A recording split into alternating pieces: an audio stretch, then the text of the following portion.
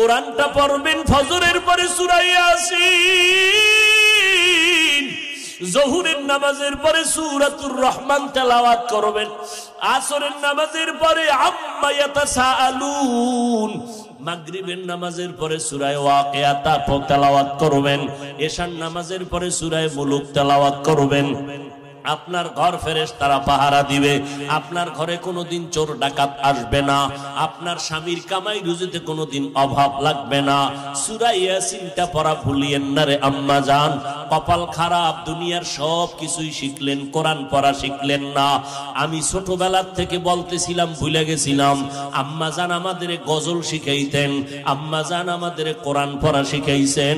ও পর্দার আড়ালের আম্মা জান, কেন কোরআন শিখলেন না রে মা?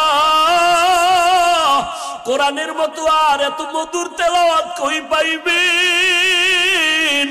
ও পর্দার আড়ালের আম্মা জান, ওই আম্মা জান আয়েশার মতো আপনারাও নারী।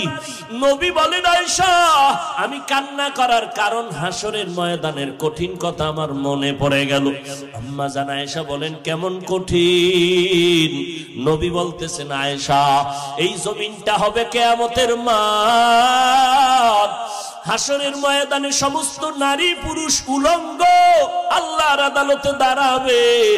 আল্লাহ পাক গরম মেজাজ নিয়ে কুদরতের আওয়াজ দিয়া বলবেন, লিমানিল মুলকুল ইয়াউম। আল্লাহ পাকের কুদরতের রাগান্বিত বড় আওয়াজে হাসরের ময়দানটা কেঁপে উঠবে। অপরদিকে সূর্যের গরম, আল্লাহ বলবে সূর্য যত তাপ আছে জমিনে ছেড়ে দাও। অন্যদিকে জাহান্নামের আওয়াজ, জাহান্নামের আওয়াজে হাসরের মাঠ থরথর করে কেঁপে উঠবে।